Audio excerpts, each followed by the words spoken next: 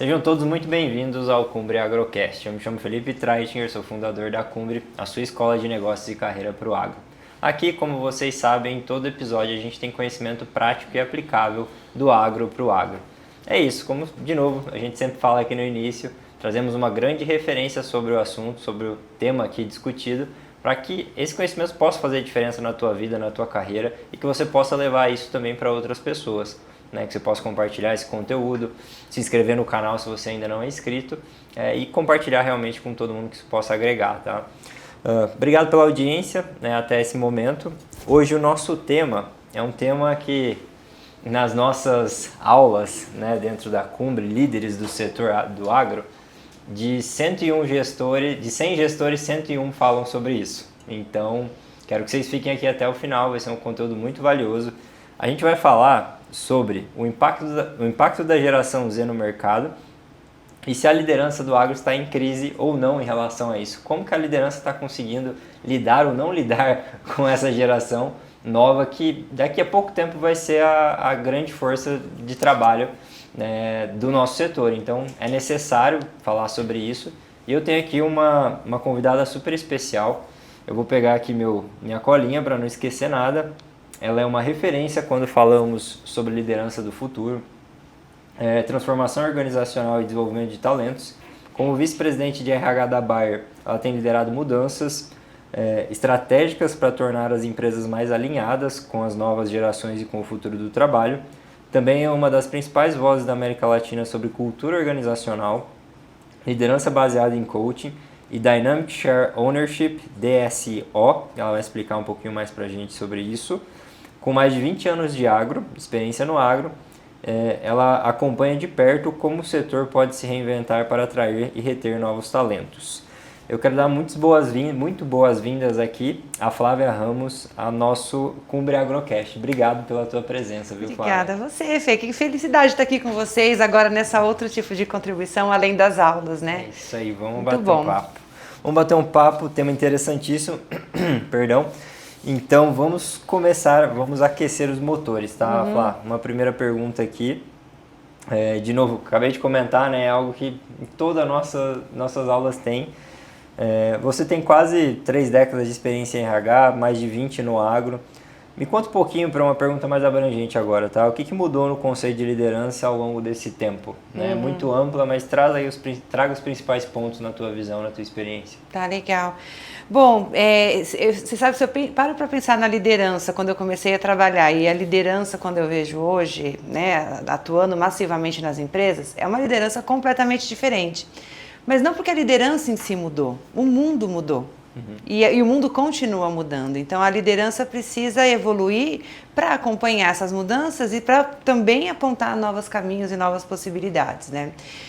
Se eu for pensar até num recorte mais específico do agronegócio nesses últimos 20 anos, eu vejo que antes a liderança ela precisava ser bastante tradicional e não tinha nada de errado com isso. Acho que o mundo pedia mais essa de liderança, com uma capacidade maior de direcionar, de planejar, de comandar, controlar, de tentar trazer caminhos e referências mais específicos.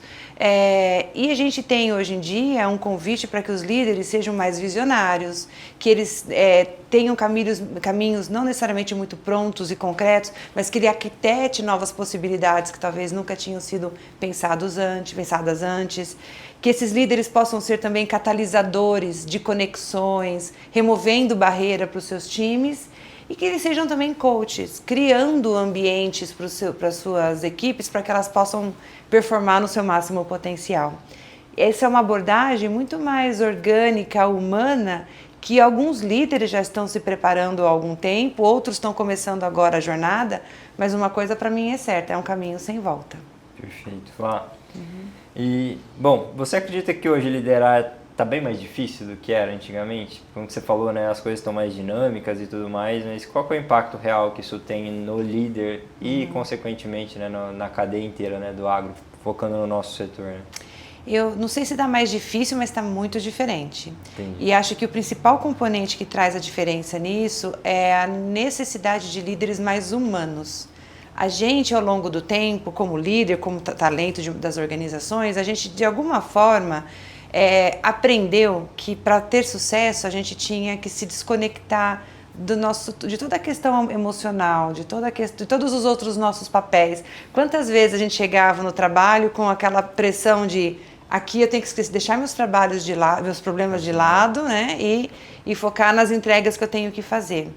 Só que acho que hoje existe uma compreensão de que isso é absolutamente impossível e que se eu quero ter um profissional de alta performance, eu tenho que, como líder, criar condições para que essa pessoa venha inteira, que por trás daquele currículo que ela traz para o trabalho, ela traga também toda a sua complexidade humana, porque é aí que mora a possibilidade de sucesso de um talento, na possibilidade de se conectar, de se relacionar, de ter empatia por outros, ter empatia pelo cliente. Então eu acho assim que todo esse aspecto humano, ele traz um desafio que as pessoas talvez não estavam dando a devida dimensão.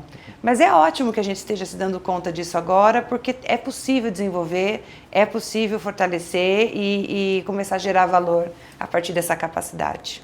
Isso que você está falando, me remeteu a uma outra pergunta que nem está aqui, né, na nossa pauta. Todo líder hoje é um pouco psicólogo, é um pouco... ele precisa ter essa sensibilidade de entender o outro, entender o momento e ser proativo em fazer perguntas que explorem um pouco do pessoal da pessoa, porque isso que você falou é muito importante, porque é impossível você ter um profissional de alta performance, uma profissional ou um profissional, se o filho está doente ou se o filho está internado e você não tem o mínimo de interesse de perguntar. E até onde sei, não existe nenhum líder que tenha uma bola de cristal. Então, se você não pergunta para as pessoas, se você não se interessa genuinamente em entender o que está passando na vida daquela pessoa, e não só no profissional, na minha visão, você não tem um profissional inteiro ali, né? Isso é perceptível. As pessoas que se interessam pela tua vida, que te perguntam como é que você está, são pessoas que, se ela faz isso de maneira genuína, né, ela mostra que ela tem esse interesse e que ela está atenta a isso, né? Então, não adianta eu cobrar de um colaborador que está passando por dificuldades grandes na vida pessoal, profissional, eu acho que a vida é uma só, né? Ter o mesmo approach, a mesma pegada, a mesma conversa com alguém que não está tendo esse desafio e tentar lidar com todos do mesmo jeito. Então, para mim, é bastante complexo isso, né? Eu lidero há algum tempo, mas obviamente tem muito mais experiência, mas eu percebo isso. Acho que o líder que se importa é um líder que está mais conectado, né, com as pessoas. Talvez a boa notícia é assim, o líder não precisa ser um psicólogo. Não precisa ser Psicologia é outra coisa, né? Um bicho muito complexo. Psicologia é estudar a mente humana e toda a complexidade das emoções para ajudar outros seres humanos a resgatarem sua humanidade. Então, felizmente, não precisamos trilhar uma nova faculdade, uma nova formação, mas você está completamente... Eu compartilho demais dessa visão que você está trazendo. O líder, ele precisa entender de gente. Ele precisa entender de outros seres humanos. Se ele não gosta de gente, se ele não entende de gente, se ele não se interessa por gente, eu fico pensando, como é que faz negócios ou como lidera num mundo como esse que a gente vive hoje? O cliente é uma pessoa, o fornecedor é uma pessoa, o governo é uma pessoa, os funcionários são pessoas. Então, se eu não entendo de gente, eu não entendo de negócios. Agora, o que é entender de gente? Isso que acho que talvez seja uma coisa legal para a gente ir pensando juntos, né? Como que eu vou reconhecer outra pessoa, as suas necessidades, as suas questões, os seus desafios pessoais e desafios de outros papéis, se eu não reconheço a mim mesmo? Então, assim, hoje vamos pensar num assunto que está super polêmico nas empresas, que são mudanças na NR1, onde agora a empresa precisa se responsabilizar, por exemplo, por saúde psicológica, saúde mental e emocional dos colaboradores. Até aí, tem muitos dados que mostram para a gente a urgência disso ser tratado num âmbito mais ocupacional. Então, as empresas precisam ser atentas a isso. Como que a gente vai fazer isso se o líder, ele acaba sendo, por exemplo, uma das peças-chave numa organização em poder favorecer ou não a saúde emocional de um colaborador? Né? Tem pessoas que entram em estado de burnout, tem pessoas que ficam com depressão, com ansiedade, por conta de relações tóxicas com seus líderes. E aí você vai investigar, por que será que esse líder está fazendo isso? Ele nem se dá conta do que ele faz com ele mesmo. São pessoas que às vezes não têm essa distinção do que acontece no pensamento, nas emoções e o quanto que isso impacta o comportamento das pessoas. Então eu penso que um caminho para ser um líder muito bem sucedido num mundo como esse que a gente está vivendo é um líder que, antes de mais nada, ele vai se cuidar. Ele vai ter muita atenção e muito carinho consigo próprio para entender suas emoções, entender seus pensamentos, entender suas questões. Quando ele evolui nesse sentido, ele abre uma avenida de oportunidades para poder fazer isso com os outros. Porque senão, você usou um exemplo que eu achei ótimo, assim, né? Como que o líder vai entender o outro se ele não pergunta para o outro e escuta o outro, né? E aí os líderes começaram, legal, eu tenho que aprender a perguntar e escutar. O que eu comecei a ver? Líderes metralhando perguntas, mas sem a real disponibilidade para ouvir, né? É o roteiro. É um roteiro, né? Então, eu acho que é uma construção que vai passar por se conscientizar que isso é importante, investir em autoconhecimento, para aí começar a ganhar um espaço na mente e no coração para poder entender o outro e se conectar genuinamente com o outro ser humano que tá, né, que faz parte dessa cadeia. Perfeito. Muito bom, Flá. Indo voltando para o nosso tema bem específico da geração Z, ela cresceu num ambiente hiperconectado, né, com acesso instantâneo à informação, diferente de outras gerações, melhor nem pior, enfim, diferente, né? Isso foi imposta a essa geração, não foi algo que eles escolheram, né? Como que isso impacta as suas expectativas em relação a trabalho e liderança? Como é que eles lidam com as expectativas que eles têm dentro de uma organização e também a liderança que tem que trabalhar com, né, que tem essas pessoas dentro da equipe, na tua visão? Tá. Eu fico pensando o seguinte, eu sou da geração X, então eu vi eu fui recebida pelos baby boomers, sou da geração X, e vi essas duas gerações darem as boas-vindas para os millennials e agora para a geração Z. Cada entrada geracional era um conflito. Eu sei que eu incomodei muito sendo uma X na época. Vejo quanto que os millennials incomodaram demais pela ambição exacerbada, pelo ritmo, né, pela pressa, coisas dessa natureza. E agora a geração Z chegando. O fato é, a gente idealmente deveria encontrar uma forma de, ao invés de achar qual é a grande geração culpada de alguma coisa, para criar mais colaboração entre elas, porque cada geração tem um valor muito interessante para contribuir no contexto do trabalho, né? Particularmente, o que eu gosto da geração Z e aonde eu me encho de esperança quando eu começo a interagir com a geração Z e vejo o potencial que eles trazem para a empresa. É uma geração que questiona as coisas e não aceita passivamente coisas que a minha geração se submeteu. Por exemplo, a minha geração se submeteu a condições de trabalho, do ponto de vista ambiente, cultura, que não fazia sentido e não sabia questionar e nem sabia que era possível questionar. Essa geração já não aceita isso simplesmente, eles querem entender por que a gente está passando por isso. Não é possível que precisa ser nocivo. Então, aprender a questionar as coisas como a geração Z, eu acho que é um valor muito, muito interessante de se pensar.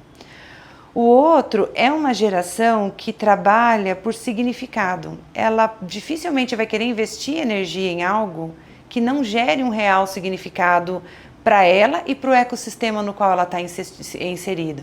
Então, fazer coisas mecânicas só por fazer, só para preencher um cargo, ou só para ter um status, não é algo que faz parte aparentemente, do que predomina nessa geração. Então, eu fico pensando que poder que a gente teria, uma força de trabalho que decide investir energia naquilo que gera valor e abandonar aquilo que não gera, né?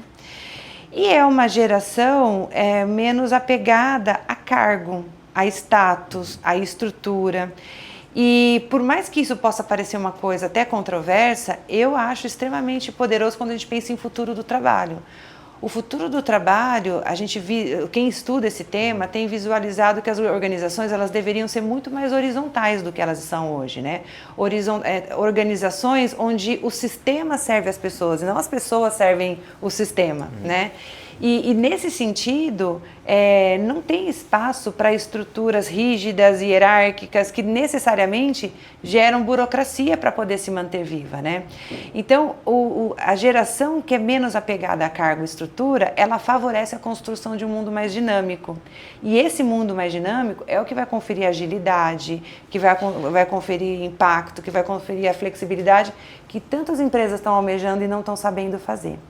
Então, assim, se essa é uma característica da geração, e essa geração é o futuro, porque daqui para frente é essa geração e as próximas que virão, a alfa e todas as outras que virão. Não é sobre, na minha época, como é que eu faço para tudo voltar como era, né? Não, é sobre, deixa eu olhar atentamente, entender os sinais que eu estou vendo e adaptar a minha liderança para essa realidade, e não a realidade à minha liderança. Perfeito. É o que a gente vê muito, né, Flávia? Muito reclamar é clamar duas vezes, né? Parece que está chamando de novo. Isso, né? Então, assim, é essa realidade que a gente escuta muito, né, dos gestores. Essa geração é uma geração que não tem resiliência, essa geração é uma geração que isso ou aquele outro. E daí eu acho que até comentei contigo, né, em off, depois de uma conversa nossa que a gente teve com vários alunos. Eu falei, qual que é a responsabilidade do líder, né? Por algo que você não pode mudar, por algo que é a realidade, o que você faz a partir daquela realidade, né? Qual que é a tua atitude, que é muito do que você disse no início aqui da nossa conversa, de se conhecer, entender onde é que você consegue agregar para aquele time e fazer esse time estar próximo de você, e você mostrar um propósito claro para eles. Como você bem disse, essa geração ela é bastante pautada, né, em propósito, qual que é o impacto que isso tem em relação à sustentabilidade, né, se o que ela está fazendo, ela vê que está fazendo bem para o ambiente, para o mundo, enfim. Eu acho que tem muito do que você já comentou também no que eu estou trazendo agora, tá, Flá? Mas é isso. E indo aqui seguindo a sequência, tá, das nossas perguntas. Você já falou um pouco, aliás, né, o que essa geração quer. Mas em termos práticos, Flá, vamos lá. Eu sou um gerente comercial. Eu estou lá na ponta, eu tenho 10 consultores, vou dar uma exagerada aqui, geralmente é uns 6, 7. E eu tenho desses 10 consultores, 6 da geração Z, novos, estão ali com 2 anos de formado. Tenho 1 ou 2 numa geração X e tem um que com bastante experiência e tudo mais, já tem lá 20, 25 anos de mercado. E são gerações, são pessoas no fim das contas que têm objetivos diferentes dentro de uma empresa, de uma estrutura de uma empresa de médio porte. Vou te dar um case aqui, um exemplo.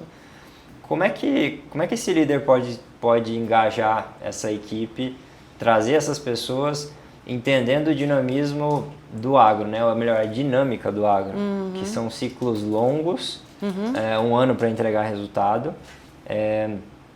Muitas vezes são atividades repetitivas, visitar o produtor, né? Pegar o carro, rodar a área. É repetitivo, mas não é monótono, né? Porque toda vez você visita novos produtores, mas a ação é a mesma. Pegar o carro, rodar o dia inteiro, conversar com pessoas, fazer negócios. Como é que esse líder que se vê tão perdido, você poderia dar dicas práticas para ele, para tentar atrair essas pessoas ou criar um senso ali de pertencimento para que ele tenha mais tempo, né? Porque às vezes as pessoas ficam nem 1 ano e não fechou um ciclo, não terminou um processo, né? De entrega de resultados. O que você poderia trazer para esse perfil? Olha que interessante, você descreveu bem uma realidade, né? Um time que ele é misto, ele não é, né, só da geração Z. Eu acho que um líder que tem sucesso com essa nova geração é um líder que ele é inclusivo com os diferentes marcadores que existem. Certo. Quer seja geracional, quer seja gênero, raça, não importa. Aquele líder que ele é que ele compreende que o mundo não é ele, e ele faz uma gestão que não é autorreferenciada, eu acho que é um líder que está construindo um caminho de muito impacto e muito sucesso. Quais seriam, acho que talvez, coisas que um líder pode fazer que, independente da geração, ele vai conseguir aumentar o impacto e o engajamento, né? A primeira é gerar uma conexão da pessoa com a missão na qual eles trabalham. Fazer visitas é importante, tirar pedido é importante, mas qual que é o significado disso? As pessoas, principalmente da geração Z, mas o aprendizado que existe é que não só da geração Z, todos os marcadores se mobilizam muito quando elas entendem o significado daquilo que elas estão fazendo. Então, construir um ambiente que proporcione para as pessoas a capacidade de ver o valor e o real impacto daquilo que elas fazem é muito potente na geração de engajamento. Tá? Então, e isso é uma coisa que precisa ser co-construída com as pessoas. Quando o líder chega numa equipe e conta para a equipe a visão que ele tem, ele fala, olha, a visão que eu tenho para o nosso ano de desafios e de oportunidades é essa. Me ajuda a pensar como é que a gente vai superar esses desafios mês a mês, trimestre a trimestre, ou qualquer que seja a medida de sucesso. Quando a pessoa faz parte dessa construção e ela consegue compreender que aquilo que ela vai fazer vai gerar um impacto para o coletivo, a chance da gente aumentar o engajamento é muito maior. Então, acho que essa é uma primeira medida concreta, simples, no exercício de ser um líder mais visionário, né? Um outro atributo que eu acho que é importante é o líder que cria ambiente para as pessoas se sentirem seguras psicologicamente. E aí não precisa ser o psicólogo, mas ele tem que criar um ambiente através da capacidade dele de se conectar com outro humano, onde esse outro humano fala, aqui eu posso ser quem eu sou, eu não preciso desempenhar um papel ou fingir algo só para agradar meu chefe. Criar ambientes dessa natureza vai demandar muito uma capacidade de dialogar mesmo. É engraçado, assim, a gente perdeu a nossa capacidade de dialogar no mundo corporativo, porque por muito tempo eu acho que as pessoas viam assim, jogar a conversa fora, papo furado, né? Mas não, a ferramenta mais potente para criar conexão, para mudar a mentalidade e para ampliar a possibilidade de coisas que a gente talvez não esteja enxergando é o diálogo. Então, o líder que ele investe no one-on-one mesmo, diálogo entre ele e o colaborador dele, mas que cria rituais onde as pessoas também conversem entre si, ele é um líder que cria ambiente seguro. E esse ambiente seguro convida essa autenticidade que as pessoas tanto querem para continuar retidas, né? E um terceiro ponto que eu vejo quando eu acompanho muitos resultados principalmente na Bayer, né, de turnover, quando as pessoas saem, por que elas saem, o que vem na entrevista de desligamento, né? Sim. Eu vejo isso acontecendo na Bayer, mas não só na Bayer. Quando eu vou conversar com meus colegas de RH, eu vejo que é a mesma conversa. As pessoas não estão saindo por conta de salário, por conta de cargo. Claro que ninguém quer ganhar menos, sim. Né? Mas assim, pensando que as empresas elas são muito evoluídas no sentido de ter práticas competitivas, isso já não é mais uma questão. Então, o que faz uma pessoa decidir ficar ou não? Perspectivas. Perspectiva de carreira e desenvolvimento. Só que com as organizações se tornando mais horizontais, não existe mais plano de carreira. A carreira é algo que está sendo muito repensado por todo mundo. Então, a possibilidade que um líder tem de fazer uma gestão que retenha mais é o que a gente tem chamado hoje em dia de skill-based organization. Ou seja, uma organização que você estrutura ela com base nos skills que as pessoas têm para oferecer e não necessariamente anos de experiência e coisas mais rígidas. Porque isso vai dar uma fluidez para as pessoas que costuma gerar muito significado. Vou te dar um exemplo, né? Eu tenho vamos supor que nessa equipe tenha um RTV ou um consultor que ele quer muito fazer um movimento diferente, já está no tempo de carreira dele, ele sente que ele quer fazer algo novo, que ele quer impactar outras realidades. Mas vamos supor que essa empresa é uma empresa muito enxuta, que não tem crescimento estrutural e que não tem um outro cargo para oferecer. Uma forma de dar perspectiva para essa pessoa é engajando ela em projetos onde a moeda de trocas, né, vamos dizer assim, para abrir as portas, são os skills dessa pessoa. Isso faz com que as pessoas não fiquem muito restritas e elas começam a ver que, na verdade, tem muito mais possibilidades de movimento do que elas imaginavam inicialmente. Então, um dos estudos que eu tenho acompanhado e tenho visto na prática, até lá dentro da Bayer, é o efeito do que a gente chama de skill-based organization para aumentar a retenção dos talentos num ambiente onde não existe mais estruturas e cargos que deem conta de tantos movimentos assim. Perfeito. E nisso que você está falando, Flávia, você acha que o agro e a nossa dinâmica, ela ela vai conseguir se ajustar a essa necessidade? É possível fazer ajustes que criem esse senso num curto, médio espaço de tempo? Você acha que as empresas estão preparadas para isso? Aliás, essa é uma boa pergunta. Preparadas não. Definitivamente não estamos. E não sei se tem algum mercado que esteja, mas eu acredito muito no poder dessa transformação e eu tenho visto na prática, vivendo na Bayer, tenho esse privilégio de viver numa empresa que se jogou nesse movimento de transformação, mas eu converso muito com meus colegas de RH de outras empresas do agro que também estão no mesmo caminho. Eu não acho que a gente está preparado, mas eu acho que é totalmente possível aprender enquanto a gente faz. Né? Agora, nesse aprender enquanto a gente faz, ele é um perigo. Porque a gente tem uma ansiedade de qual que é o meu checklist aqui de coisas que eu tenho que fazer, né? Para poder controlar esse movimento. Não dá para controlar um movimento de transformação dessa natureza. O melhor caminho seria a gente ter claramente uma compreensão das coisas que a gente quer mudar. Então, vamos supor que essas 3 que eu comentei, né? Skill-Based Organization, ambiente seguro e pertencimento através da co-construção do plano, coisa dessa natureza, né? Se são essas 3 coisas, então tá bom, vamos fazer um combinado de como é que a gente vai começar e daqui a 3 meses a gente volta a conversar para ver o que deu certo e o que não deu certo. O que deu certo, ótimo, vamos continuar. O que não deu certo, vamos evoluir. Se a gente começa a colocar ciclos rápidos de acompanhamento, que até é um aprendizado que a gente tem tido de empresas mais ágeis, né? Principalmente da tecnologia, e acho que elas têm muito para ensinar para a gente, né? As startups, enfim. O ciclo rápido não significa que eu vou fazer uma safra encaixar nos 3 meses, porque não faz sentido. Mas é sobre a implementação.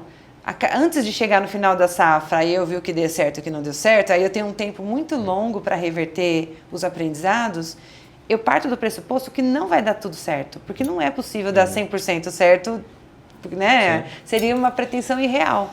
Então, a cada 3 meses eu paro, avalio, evoluo, e assim vai continuamente. Eu acho que se a gente conseguir, de alguma forma, fortalecer essa mentalidade da evolução contínua, a gente supera o fato de não estar 100% preparado. Perfeito. Um outro ponto que você falando me veio aqui em mente, Flá, que tem muita relação, aliás, né, com esse feedback mais contínuo, dessa proximidade com o colaborador, é percepção de progresso. Né? Percepção de progresso não necessariamente é fechando uma safra. Né? Então, se as pessoas elas têm essa percepção, a geração Z, outras gerações também, acho que todo mundo gosta de evoluir. Né? E você mostrar que a pessoa está evoluindo, né? Ou colocar desafios que aos pouquinhos ela vai construindo isso. Né? E daí vai muito do líder, ele ter esse tipo de approach, né? De chegar na pessoa, desafiar ela um pouco, para os que querem ser desafiados, é claro. E construir isso ao longo de uma safra. Né? Então, totalmente. E aí acho que você falou uma coisa que até não tinha pensado nisso, mas faz tanto sentido. É uma linguagem comum para todos nós. Ninguém quer piorar. Não. Eu não conheço ninguém que queira piorar ou queira estagnar. Eu acordei hoje eu quero ser pior que ontem, viu? Você acordou assim? Eu nunca fiz isso. Eu falei, hoje eu quero ser pior que ontem. Porque... Então, assim, eu acho que tem algo... Tem um livro muito legal que a gente, na Bayer, quando a gente tem vivido o Dynamic Shared Ownership, né, que você mencionou. Eu quero que você explique um pouquinho depois. Eu posso te explicar ele sim, mas ele é uma das fontes de inspiração para esse movimento. Tem várias, mas uma delas veio de um livro chamado Humanocracia. Esse livro, ele provoca a gente a pensar o quanto que os sistemas tradicionais são burocráticos por natureza e quanto que esses sistemas burocráticos, eles fazem com que as pessoas fiquem trabalhando para o sistema, ao invés de a gente ter um sistema que trabalhe para as pessoas, né? Porque as pessoas, na essência, elas são geniais. É difícil você encontrar alguém que queira, né, fazer dar errado, que queira jogar contra. O que acontece é que às vezes o sistema faz as pessoas competirem, o sistema faz as pessoas ficarem perdidas, o sistema faz as pessoas ficarem dependentes excessivamente de um líder. Então, aí a gente acha que são as pessoas o problema, mas quando a gente entende que é o sistema e a gente muda sistemicamente as coisas, a gente descobre o potencial que estava adormecido e que faz realmente os cases que têm inspirado a gente, que é um que a gente tem perseguido com muita intenção, é desbloquear um potencial que não é de melhoria de 10, 15, é exponencial. O exponencial mora nessa capacidade de remover as barreiras que limitam os humanos, né? Perfeito. Flá, Uma pausa rápida aqui para um recado para quem está nos assistindo, nos escutando aqui, especial para líderes e gestores do agro, tá? Um convite, aliás, para quem nos escuta e tem essas posições, para a nossa próxima imersão presencial aqui em São Paulo. São 2 dias completos com C-Levels para falar de liderança, gestão, de alta performance. Se você tem interesse em saber um pouco mais, o QR Code está em algum lugar aqui na tela, aponta seu celular, faz o seu pré-cadastro, que a nossa equipe vai entrar em contato contigo e entender se você tem um momento de fazer essa formação, tá? Fica aqui meu convite para vocês e bora voltar a falar para a nossa segunda etapa do podcast. O papo está muito bom. Vamos falar um pouquinho de soft skills e inteligência emocional aqui dentro do nosso tema. Hoje o líder de hoje precisa desenvolver quais novas competências para se conectar melhor com essa geração, além do autoconhecimento que você já comentou, tá? Me diga um pouquinho da tua percepção sobre isso. Todo ano, para mim é sagrado. Chega janeiro, eu vou ler o relatório do futuro do trabalho, né? E porque lá ele atualiza para a gente quais são os skills do hoje e do futuro. Inevitavelmente os skills para um líder, especialmente, são skills que permitem com que ele compreenda seus colaboradores, compreenda o ecossistema no qual ele está inserido e trabalhe para gerar valor pro ecossistema e não para si próprio. Autoconhecimento é a primeira. Sem isso, você não consegue nem se diferenciar e você mistura a necessidade do outro como se fosse a sua. Mas empatia, definitivamente, escuta ativa, é sem dúvida uma capacidade que ela precisa ser desenvolvida. Visão sistêmica, justamente para compreender essa inter-relação que existe no sistema e fazer uma gestão que não seja por um grupo de pessoas ou por um grupo de trabalho, mas que seja para toda uma diversidade que é a realidade da nossa vida, quer seja o país que a gente está e o mercado que nós estamos. E acho que tem uma outra capacidade e que essa geração Z pode ensinar bastante a gente, que é de integrar a tecnologia com o humano. Eu não sei vocês, mas assim, gente, no dia, sei lá quantas vezes eu consulto o ChatGPT, quantas vezes eu construo coisas com a inteligência artificial. A inteligência artificial virou o meu companheiro de trabalho. Coisas que antes eu dividia com outros colegas, agora eu divido também com a inteligência artificial. Então não é sobre a inteligência artificial substituir o trabalho humano, porque isso não é possível. Né? Nós somos ainda humanos, ainda somos inteiros.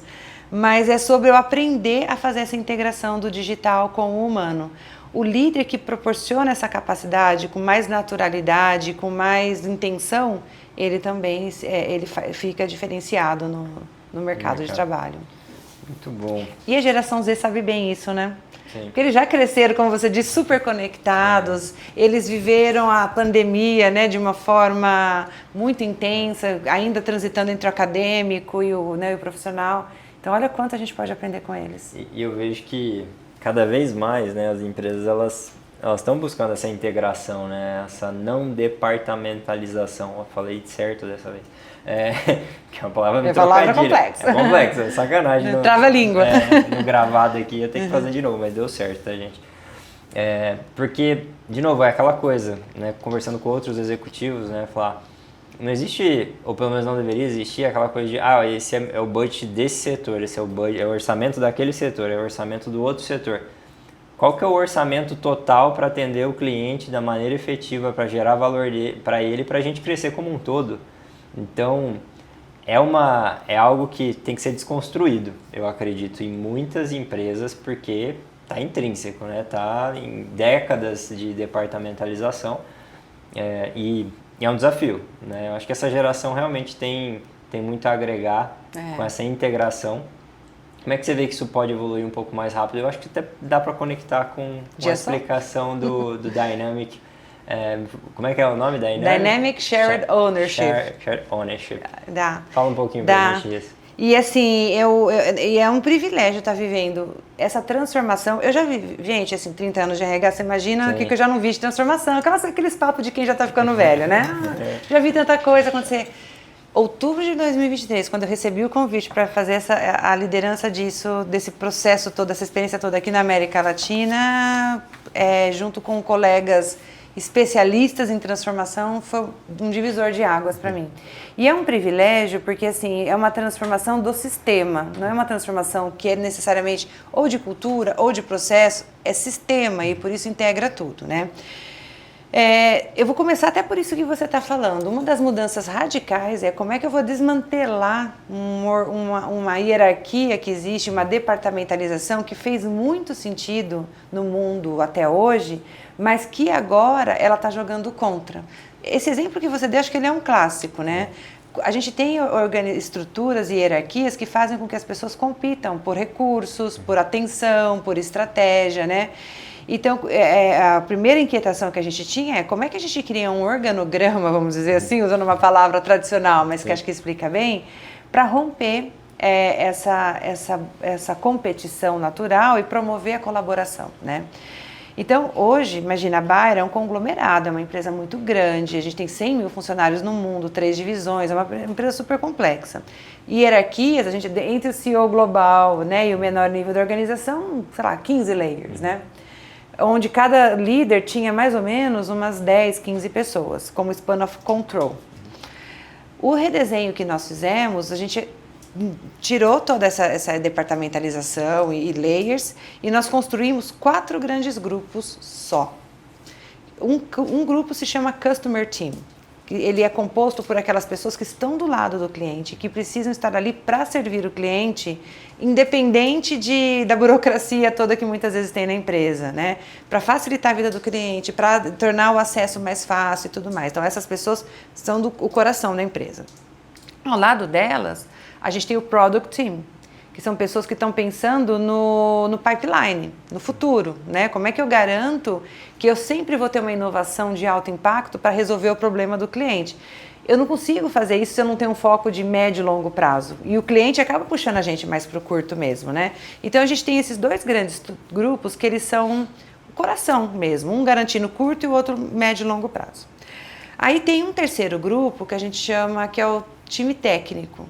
É aquele time que detém um conhecimento muito específico, no caso do agro, né? Os pesquisadores, produção, enfim, quer seja de químicos, quer seja de semente, que tem que permear o conhecimento pela organização. Essas pessoas, eles fazem o que a gente chama de talent flow.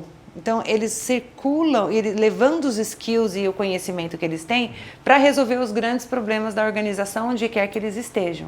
Então, é um grupo que ele trabalha com uma dinâmica que a gente brinca de home and work. Ele vai para casa, né, dele para se munir de técnica, de skills, de referências e até de recursos, mas ele leva isso para onde está o problema e não o contrário. Porque antes era assim, o customer, uma pessoa de vendas lá na ponta, tinha que ficar subindo a hierarquia ou descobrindo quem ia poder ajudar ele, pedindo aprovação, pedindo aquilo. Agora é o contrário, a gente quer empoderá-lo da decisão, a gente quer empoderá-lo de fazer as intervenções que precisa, então a gente vai até eles. E o quarto time, que é o time mais viabilizador de coisas, que não tem um conhecimento técnico divisional, vamos dizer assim, farmacêutico ou agro, como no caso da Bayer, mas é alguém que tem um skill de viabilização de negócios, tipo um RH, o financeiro, o jurídico. Então, eles fazem parte do que a gente chama de enabling team. Esse time também flui.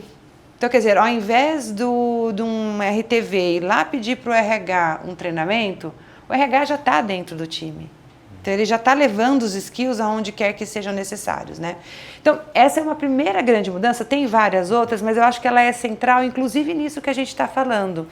Uma das convicções, quando a gente decidiu investir nessa transformação, uma é que o contexto do agro da saúde mudou drasticamente e a empresa que a gente foi durante os 160 anos que nós temos de idade não é a que vai continuar gerando sucesso para o cliente e para o agricultor e para o paciente nos próximos 160.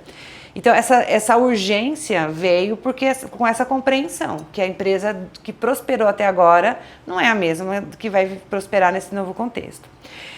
Tem uma questão do shareholder, né? Como é que a gente equaciona todos os desafios que a gente tem, continuando entregando valor para o acionista, porque sim, ele é importantíssimo para a gente, não tem negócio sem lucro, sem acionista. Mas tem também um terceiro elemento, que é o nosso profissional da empresa. os nossos funcionários na Bayer sempre tiveram muito orgulho de estar na Bayer, muita realização e uma série de coisas, mas eles viviam falando pra gente, através de pesquisas de clima e tal, essa empresa está muito lenta, essa empresa está muito burocrática, eu sinto que eu poderia contribuir muito mais do que eu estou contribuindo. Então, mudar o sistema é também para melhorar a experiência das pessoas, e isso a gente já tem observado depois de 18 meses, relatos de quanto que, apesar do quanto é turbulento viver essa transformação, o quanto ela está sendo significativa para as pessoas e quanto as pessoas estão acreditando nela, né? Então, o GSO é basicamente sobre isso. Tem vários outros elementos que dariam um podcast à parte, mas eu acho que contar esse capítulo pode ajudar, inclusive, a pensar numa forma prática como que a gente está construindo uma empresa que faça sentido para as próximas gerações também. E Talent Flow, que é a essência, né, desse modelo, onde eu preciso que as pessoas circulem aonde os problemas estão, é algo que a geração Z ela tem uma facilidade maior, ela é muito fluida. Ela participa. Outro dia tive uma oportunidade, faz tempo já, meus filhos estão adolescentes, mas quando eles estavam entrando na adolescência, a escola fez uma atividade simples, mas muito simbólica. Primeiro eles perguntaram para os pais, quem é uma grande referência para você, né? E a gente, lá no Mentimeter, colocou lá alguns nomes. Basicamente, os pais comungam de mesmas referências, né? Sei lá, devia ter uns 10 nomes lá. Jesus, Gandhi, sabe, né? Enfim. Quando foi perguntar para os nossos filhos, não tinha... assim, a nuvem de palavras, ela era muito mais dispersa, né, do que a nossa. Porque a geração, o que eles estavam querendo contar pra gente, que é uma geração que ela tem várias referências, é muito mais esparramado isso na vida deles, né? E que isso caracteriza algo que não é bom e nem ruim, mas é uma característica, né? Então essa capacidade da geração de transitar, de navegar em outras realidades, sem julgamento, curioso, né? Eu acho que a geração Z tem uma curiosidade que ela é muito saudável quando a gente pensa em modelos mais dinâmicos e fluidos. Então que bom que a gente pode aprender com eles, se inspirar, mas também ensinar as coisas bacanas das outras gerações. Perfeito. Acho que tem um ponto legal também que está dentro desse contexto, né? Você comentou que você faz parte da comunidade global de coaches da Bayer, dessa transformação. Como é que você vê que a liderança coach ela pode ajudar a engajar realmente essa geração? E vamos fazer um disclaimer aqui, né? Coach ficou bastante pejorativo aqui no Brasil, mas lá nos Estados Unidos eles têm uma visão completamente diferente do que é um coach e da importância que ele tem, né? Queria que você trouxesse um pouco disso para a nossa conversa, já caminhando aqui para as nossas últimas perguntas. Tá. O coach ficou banalizado mesmo, né? O que eu acredito e o que a gente entende como coach? A liderança tem uma mentalidade coach, é aquele líder que ele compreende que ele não tem as respostas de tudo, porque não é possível ter respostas de tudo. Ele não tem os caminhos e ele também compreende que o melhor jeito de fazer as coisas não é necessariamente o jeito dele. O líder coach é aquele que cria ambiente para que as pessoas possam ser autênticas, para que as pessoas possam trazer o seu potencial e na soma das partes a gente ter resultados muito mais extraordinários do que resultados mais individuais, né? Então, você perguntou o que é, você falou, me perdi na banalização do coach, mas qual que era a pergunta mesmo? A pergunta é como é que essa liderança focada em uma liderança coach pode ajudar a engajar essa geração, né? Como é que isso conecta com, putz, eu sou um líder e eu vou me especializar, quero aprender um pouco mais sobre esse tipo de liderança, vamos chamar assim, para ter alguns benefícios para lidar com a minha equipe, que tem muitas pessoas da geração Z. Qual que é essa conexão que a gente poderia trazer? Tá certo. Não, e acho que talvez a gente tenha uma inspiração numa das conversas que a gente teve agora anterior, né? Que assim, o líder ele precisa criar espaço para contar a visão, e aí as pessoas, a partir dali, ajudarem a construir uma solução. Ele precisa criar espaços de diálogo, porque se as pessoas só conversam com ele, né, e não usam o diálogo como ferramenta, vai ficar difícil expandir possibilidades. E ele é um líder que cria ambiente seguro, porque não adianta nada ele ter essa intenção de falar assim, olha gente, vamos agora construir uma solução que talvez seja inédita, tal, se ele não permite o erro, se ele não é vulnerável, se ele não estimula que as pessoas também sejam vulneráveis. Então, se o líder ele precisa articular todos esses aspectos, e esses aspectos são de natureza muito humana. Então, um líder coach de sucesso, de impacto, antes de mais nada, ele é um excelente humano. Um humano que lida muito bem com todas essas sutilezas do papel das emoções. É um líder que compreende que o nosso comportamento, aquilo que a gente vê, ele é reflexo de algo muito mais profundo. Ele é reflexo do pensamento, dos sentimentos, das crenças, dos valores. Da história. E isso tudo vem da história de alguém. Então, um líder que ele é sensível a isso, ele é um líder que impacta, que a sua própria história é a história do outro, ele é um líder que impacta muito mais. Não lembro agora em que momento que eu escutei isso, mas foi de algum dos professores da Cumbria, né? Que ele estava falando assim, um aluno perguntou como é que engaja, né, essa geração, ou até equipe de maneira geral, acho que nem era o âmbito necessariamente da geração Z. E daí ele deu um exemplo, ele falou assim, olha, imagina o seguinte, você tem tua equipe, você fala assim, vamos derrubar aquele muro lá. Você só passou essa comunicação, né, foi a mensagem que você mandou para a equipe. Aí se o rapaz gostava um pouco de você, pô, beleza, vamos lá derrubar aquele muro lá. Aí até vão, né, porque você pediu, eles estão indo lá derrubar, beleza, derrubaram o muro. Que é diferente de você chegar e falar assim, vamos derrubar o muro porque do outro lado do muro tem um benefício para todos, tem um pote de ouro. Foi esse o exemplo que ele deu lá na aula. As pessoas vão sabendo o porquê, elas têm mais engajamento, mais vontade de fazer. E eu acho que complementando aqui na nossa conversa, antes de explicar o porquê, é construir o plano de derrubar o muro e chegar ao pote de ouro com as pessoas. Eu acho que daí conecta mais ainda. Né? Eu amei esse exemplo. E sabe o que eu fiquei pensando aqui? Se o líder chega e fala, olha, tem um pote de ouro do outro lado do muro que a gente precisa acessar. Me ajuda a pensar como é que a gente vai acessar isso? Pode ser que a gente se surpreende com um grupo que pensa e fala, olha, sabia que tem uma porta e a gente não precisa quebrar o muro? Exatamente, isso é muito Às bom. vezes, eu tenho visto isso acontecer. É uma metáfora muito bonita, porque a gente acha que tem que quebrar o muro, né? E eu acho que, de novo, tem uma conexão da conexão. As pessoas só vão dar ideia se elas tiverem um ambiente psicologicamente seguro para poder falar e poder trazer ideias. Falar, olha, seguinte, líder, eu já andei o muro inteiro e eu descobri que tem uma porta do outro lado. E que é muito mais rápido a gente caminhar 100 metros e entrar pela porta do que ficar batendo no muro durante 2 horas para conseguir acessar o que a gente quer. Exatamente. Isso só vai acontecer se a gente realmente escutar. Mas para escutar é isso que você falou. Uma pessoa ela não vai falar se ela sentir que está... Que ela vai ser julgada, ou se ela também está vivendo num ambiente idealizado, porque os líderes foram muito idealizados por muito tempo como super-heróis. É cansativo, é exaustivo, não é nem justo com o próprio líder, esse papel que a gente coloca os líderes, né? Agora, sabe uma coisa que eu fiquei pensando aqui, ouvindo esse exemplo que você deu? A geração, como todas as outras, tem seus desafios, né? A gente percebe, talvez, que a resiliência pode ser mesmo uma questão a lidar com frustração. A gente vê estudos que estão falando, olha, gente, vamos ficar atento, porque essa geração talvez tenha mais dificuldade nesse sentido. A dúvida que eu fico ela foi criada por nós. Né? Nós, o que eu digo, eu da geração X, por exemplo, faço parte de uma geração diretamente responsável pela formação da geração Z. E aí eu fico me perguntando, às vezes, eu vejo o líder na empresa criticando o funcionário da geração Z, mas em casa, com os seus filhos da geração Z, fazendo uma educação que vai formar exatamente aquela pessoa da qual ele está reclamando.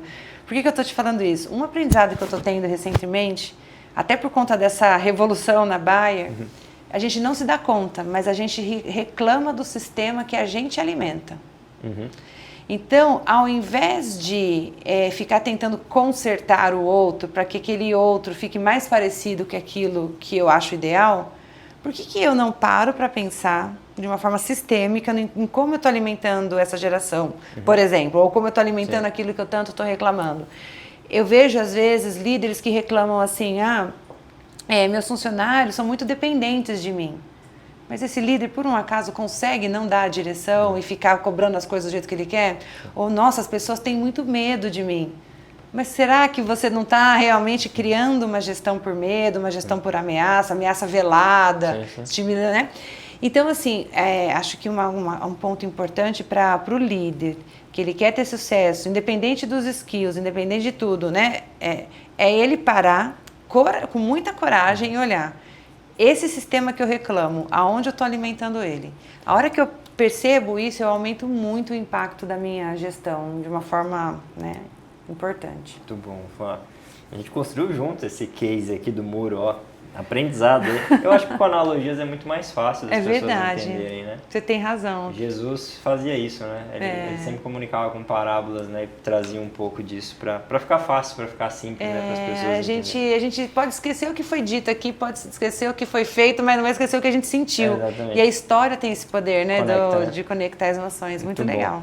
Quando vocês virem o muro agora, gente, lembrem da gente. Tenho certeza que está todo mundo conectado aí com o muro e o pote do outro lado do muro, tá? Vê se não tem uma porta. Acho que é isso. Leva isso para tua empresa, quem sabe vocês não conseguem achar um caminho aí. Que no agro qualquer shortcut, né? Qualquer atalho e nova forma de se atuar tem muito benefício financeiro e para as pessoas, né? Exatamente, é recurso de vida, é recurso de dinheiro, enfim, de toda a natureza. É isso aí. Muito bom. Vamos lá, vamos para as reflexões finais aqui, conclusão, Fá. Base em tudo que a gente falou, tá? O que as empresas precisam fazer agora? Se você pudesse dar 3 conselhos práticos, ou pode ser um também, tá? Para empresas que querem reter e engajar essa geração Z, quais seriam? Vamos lá, a gente falou de bastante coisa, mas vamos colocar em ordem, assim, de prioridade, tá? Bom. Até para a pessoa falar, nossa, muita informação, como é que eu começo? Tá bom. Como é que eu faço isso? Dê tuas dicas aí, teus conselhos pro pessoal. 3 coisas, então, vamos lá. Liderança humanizada, um líder que de verdade ele faz uma gestão do processo, do dinheiro, do recurso, mas do humano que está ali. Um líder que vê, que compreende o valor de saber lidar com gente, emoções, repertórios e todas as histórias, porque gente é funcionário, é cliente, é fornecedor, é negócio. Então, acho que líderes que entendem e gostam de gente. O segundo, acho que exemplo redesenhar os sistemas que a gente tem hoje, que foram feitos e que, sendo vividos, eles jogam contra aquilo que a gente tanto quer. Sistemas que têm competição, que têm departamentalização, que têm isolamento, eles não funcionam mais num mundo tão ágil, tão integrado quanto esse que a gente está vivendo. Então, líderes com coragem, disciplina e constância para fazer essa revolução sistêmica, eu acho que é um segundo ponto. E o terceiro é... Só 3, né, Fê? Nossa, hoje podia... Vamos lá. Eu ia falar da organização baseada em skills, porque o skill é a nova moeda, mas acho que eu vou voltar para um outro ponto. Ambientes seguros e saúde emocional. O futuro da performance está ligado à nossa capacidade de compreender que sem saúde e bem-estar não tem performance, não tem impacto. Então, se eu conseguir construir ambientes onde as pessoas estejam seguras e saudáveis, do ponto de vista inclusive psicológico, não só físico, eu tenho uma performance muito mais assegurada e muito mais significativa.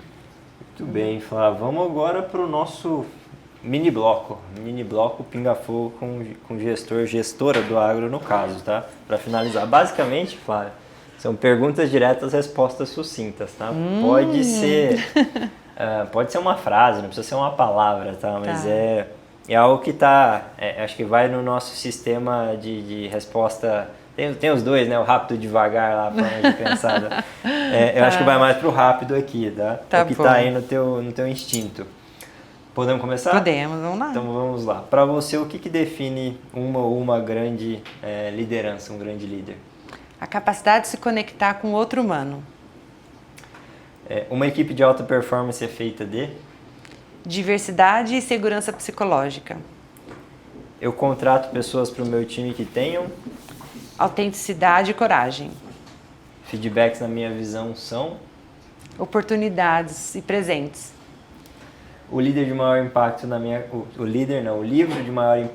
carreira foi? Imunidade à mudança. Por quê?